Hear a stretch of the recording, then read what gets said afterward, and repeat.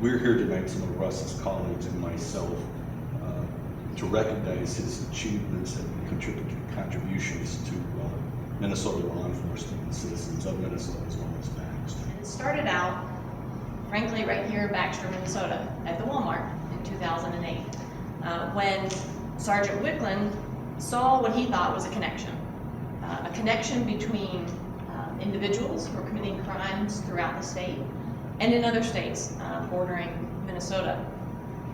And what he did through his hard work and dedication on the Minnesota Financial Crimes Task Force, as Commander Henry was talking, is a collaboration of federal, state, and local law enforcement officers.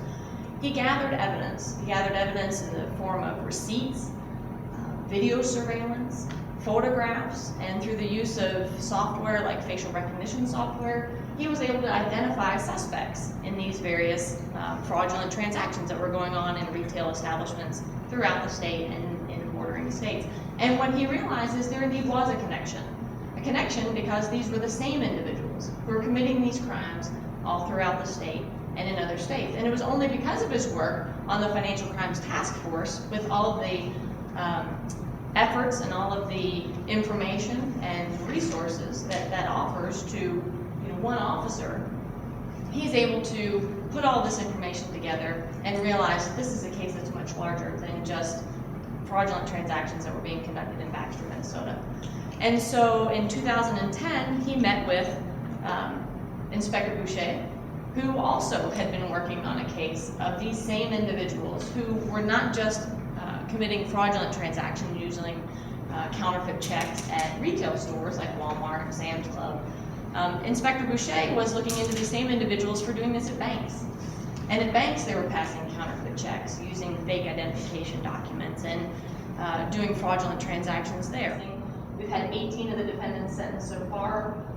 The biggest one being just today. One of our leaders was sentenced to 25 years in prison. So Russ's efforts were significant. They were not just helpful, but they were innovative. They were really the start and the source of putting this case together. And it is through his hard work, frankly, of individuals like him, as Commander Henry testified or talked about, so he's testifying, as he talked about, as Pat talked about, the Minnesota Financial Crimes Task Force is very important as a group, but it's only because of the involvement of agencies like the Baxter Police Department and individuals like Sgt Wicklund that it really is made a success. It was well worth it. It was a lot of time and a great experience. Thank you again for everything. Thank you. This stuff isn't going to go away, and it's frustrating for law enforcement because I don't know if you added up the hours, the actual man hours put into a case like this, but it's astronomical. And it's nice, it is so nice to have a federal partner involved, because the federal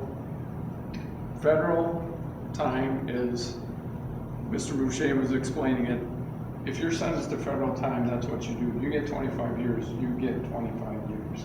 You know, it's a lot different at the local and state level. So to know that the end product is going to result in a federal sentence is helpful to the law enforcement partners too at the end. So I guess, like I said, if you know anybody and you know a few legislators, if you could let their ear know, would be great. So what are we saying? The program is going away?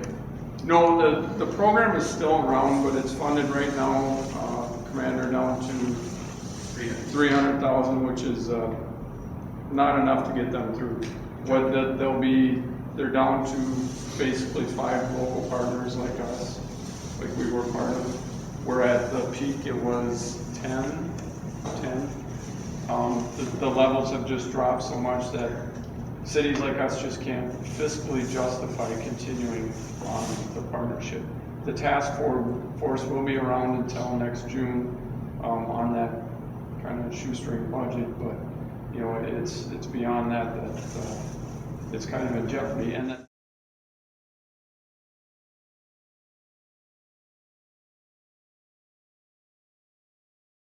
he is a dedicated husband and family man. He's a dedicated police officer.